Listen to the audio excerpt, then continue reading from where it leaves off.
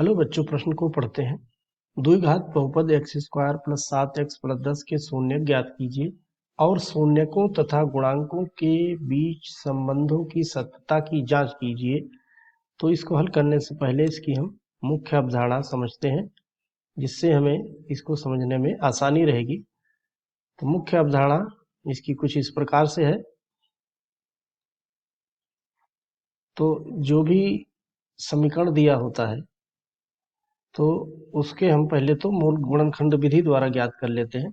तो फिर हम इसके गुणांक की सत्यता इस प्रकार से ज्ञात करेंगे। यदि कोई समीकरण दिए हो दो घात में x square plus b x plus c बराबर 0, तो मूलों का जो गुणनफल होता है या योगफल होता है, तो योगफल हम ज्ञात करेंगे यहाँ से सूत्र द्वारा। तो ये आएगा माइनस बी बटा ए, और गुणनफल इसका जो होता है वो होता है सी बटा ए। तो इस प्रकार से हम इसकी वैल्यू की निकालेंगे और सत्यता की जांच कर लेंगे। तो सर्वप्रथम इसको हम जो बहुपद दिया है उसको गुणनखंड द्वारा हल करके यहाँ से इसके हम मूल ज्ञात कर लेते हैं। उसके बाद हम इसकी सत्यता की जांच करते हैं। तो यहाँ जो बहुपद दिया गया है x square plus 7x plus 10, और इसको हम 0 के बराबर रख लेंगे। अब x का गुणांक, एक्स स्क्वायर का गुणांक यहाँ पर 1 है, तो 1 और 10 की गुणा करेंगे तो 1 और 10 की गुणा जो होती है वो 10 रहेगी। अब हमें 10 के इसे गुणनखंड करने हैं, जिसका योग करने पर हमें यहाँ पर 7 मिल जाए। तो 10 का जो गुणनखंड होगा वो होंगे 2 गुणा 5। तो 2 5 का योग करने पर 7 प्राप्त होता है। तो इसको लिख देंगे x square plus 2x plus 5x plus 10 बराबर 0। तो यहाँ से हम देखते हैं कि x उभयनिष्ठ है, तो x उभयनिष्ठ ले लेते हैं यहाँ से।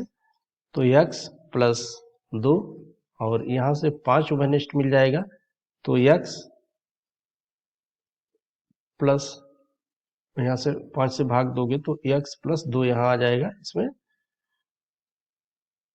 यहाँ पर हम x प्लस 2 लिख देंगे, x प्लस में 2 बराबर 0। तो x प्लस 5 एक ब्रैकेट में और गुणा में x प्लस 2 एक ब्रैकेट में। तो दोनों के अगर मान ज्ञात करें तो हमें 2 मान मिले हैं, यहाँ से 2 मूल मिल गए, यानी x बराबर मिला हमें माइनस का 5 और माइनस का 2। तो अब हम यहाँ से सत्यता की जांच करते हैं। मूलों का योगफल और गुणनफल इसका भी निकालेंगे। तो यहाँ से हम इसको इस प्रकार से हल करेंगे। यहाँ पर दिया हमें एक्स स्क्वायर प्लस 7x और प्लस 10 बराबर 0। इसकी हम यदि x square plus b x plus c बराबर 0 से तुलना करेंगे तो यहाँ से हमें मिलेगा a बराबर 1, b बराबर 7 और c बराबर 10। तो मूलों का जो योगफल होगा यहाँ से सूत्र द्वारा जब हम निकालेंगे, योगफल यहाँ से प्राप्त होता हमें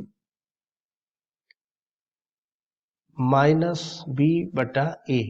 तो माइनस के 7 और बटा में 1 बराबर माइनस के 7, और जो गुणनफल होगा,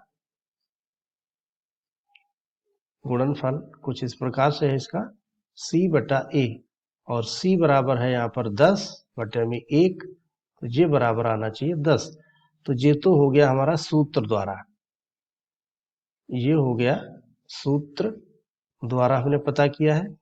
अब हम इसके जो मूल आए हैं उसको यहाँ पर इसके अनुसार निकालते हैं। तो मूल हमें मिले, 2 मूल हैं इसके, या शून्यक मूल या शून्यक कहे जाते हैं, ये एक ही बात होती है।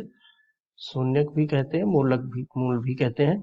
तो यहाँ पर 2 मिले हैं, एक तो है माइनस का 5 और दूसरा है माइनस के 2।